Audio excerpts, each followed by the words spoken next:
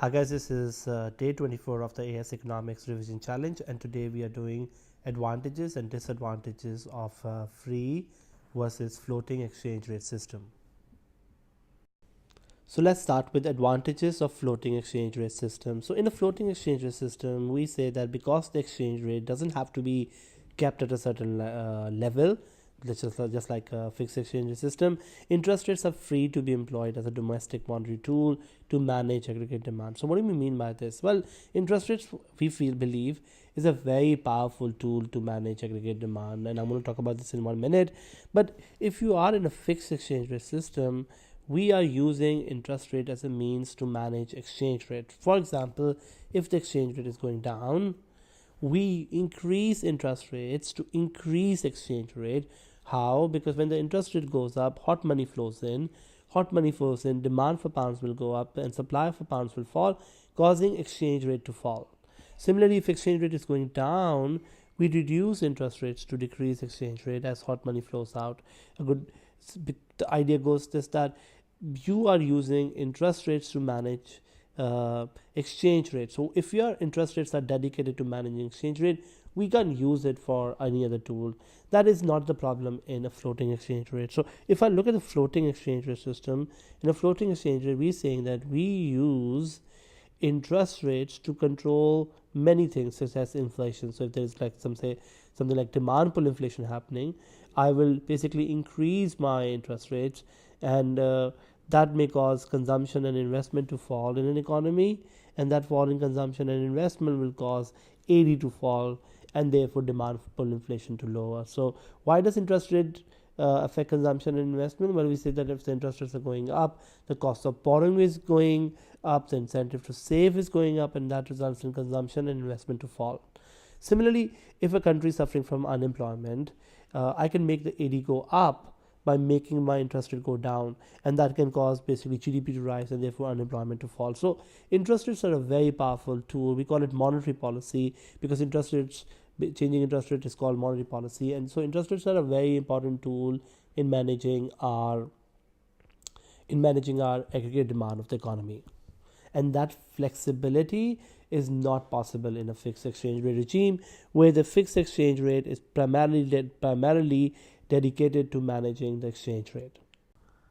The second advantage in a free floating exchange rate system is, we say this, that in a floating exchange rate, the exchange rate adjusts itself in order to keep the current account balance, which means that the current account will always sort of balance, because the floating exchange rate will make sure that it does balance. And I want to give you an example. Let's say if there is a current account deficit on the balance of payment, so exports will fall and imports will be rising because of a current account deficit. Now, when the exports go down, demand for pounds will fall, and imports go up, supply of pounds will go down. So when the current account deficit happens, because demand for pounds will fall and supply of pounds will rise, the exchange rate will begin to fall. This falling exchange rate means that the exports will then be cheaper, imports will then be expensive, and that can make my X minus M automatically start to rise. So current account deficit, exchange rate falls, results in current account surplus to happen, or current account to balance itself. So in a way, what we're saying is that our exchange rates are being used, or our exchange rates are sort of helping us to make the current account to automatically balance. The last advantage we want to talk about in the floating exchange regime is the idea that reserves are not used to manage the exchange rate, which means it is not necessary to keep high level of reserves of foreign currencies and gold. So in a fixed exchange rate system, if you do not have too many reserves, then it is a cause of concern, because reserves are used, or reserves are a source of confidence for a country to manage their exchange rate. Now, in a free floating exchange rate, you don't need reserves. Even if your reserves are low, your exchange rates are kind of like adjusting itself. The market forces of demand supply are making the exchange rate value to be determined. So there's no need for reserves in our floating exchange rate regime, and as a result, you do not need to keep high levels of reserves, which may be something which we might do in a managed float or in a fixed floating system. Some of the disadvantages of a floating exchange rate system. Well, the first disadvantage we want to talk about of a floating exchange rate system is the idea that floating exchange rate systems tend to cause uncertainty in international markets. So, if I'm a business person, the problem that I have with the floating exchange rate system is this, that there is something called an exchange rate risk that is also attached to floating exchange rates that may not be in fixed exchange rate system. So if there is fluctuation in exchange rate, then it will make it difficult for producers to predict the cost and revenue, and therefore they will not be very certain about the profits that they will make. So there is more uncertainty to be found in a floating exchange rate system due to fluctuation in exchange rate. This fluctuation in exchange rate also kind of gets fueled by what we call number 2 point, which is speculation. What is speculation? Well, speculation is when a speculator is buying currency in order to make capital gains. Now, speculator normally buy currency when they feel the value is low, and they will then sell it when the value is high. It is found historically when sometimes speculators have speculated on the currency and has resulted in the currency to crash sometimes, and that is also going to add to what we call the exchange rate risk of a country. The third disadvantage we want to talk about in terms of floating exchange system is this lack of discipline. Now, in a free floating exchange rate, one of the things that can happen is this: the government doesn't need to worry about inflation, because inflation has a very harmful effect on exchange rates if it was fixed exchange rates. Let me give you an example. Let's say inflation happens. If inflation happens in a fixed exchange rate system, exports become expensive, imports become cheaper, and X minus M falls. This fall in net exports will result in the exchange rate to fall. The government, if they're keeping a fixed exchange rate system, will then need to bring the value of the exchange rate back to the same level, which means they may end up using reserves to manage the exchange rate. And that means there is the need to maintain an exchange rate can impose a serious problem for us, because then we need to sort of impose a discipline that may not be otherwise found in a discipline in a floating exchange rate system. So what is found is this: fixed exchange rate regimes have more financial discipline in terms of controlling inflation, and that is not the case in a floating system, where the government do not have that pressure because they're not managing the exchange rate.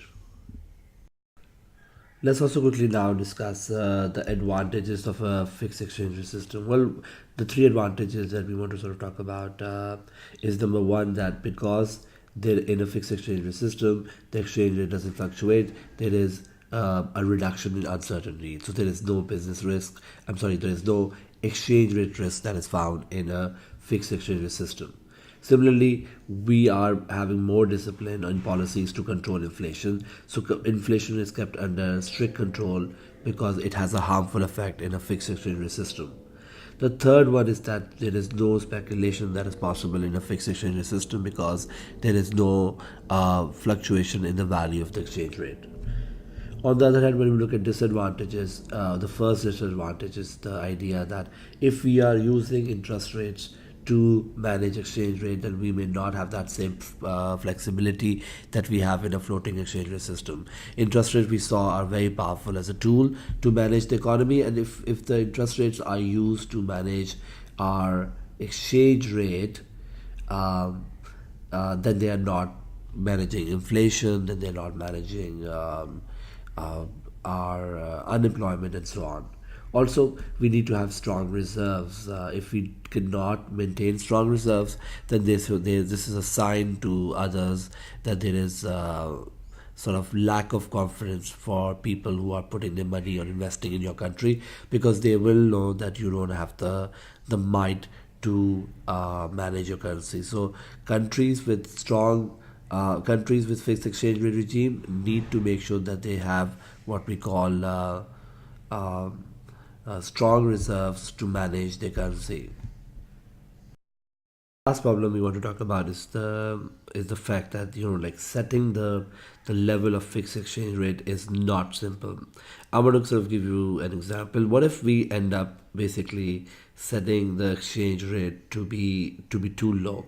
Well, if it's set too low, let's say then the exports will become export prices will become too low, because when the exchange rate is low, exports become cheaper and import prices will be too high. And as a result of that, we can see X minus M to go up, but this can also be seen as what we call an unfair advantage by many. So this can cause retaliation, and can be seen as an unfair advantage, because people will be like, you are artificially lowering your price of exports and imports by making the exchange rate to fall. So too low an exchange rate can be a problem, and similarly too high exchange rate can also be a problem, because if it's set too high, then exporters will become uncompetitive. The export price will become so high that we will end up having net exports to not be competitive, and that could cause a damage to the economy. So we need to know what the right level of fixed exchange rate is, and therefore government needs to set it. But the problem is this, that knowing the right level is very difficult. Too low is a problem, too high is a problem, and therefore that becomes a challenge when it comes to setting the price of the exchange rate.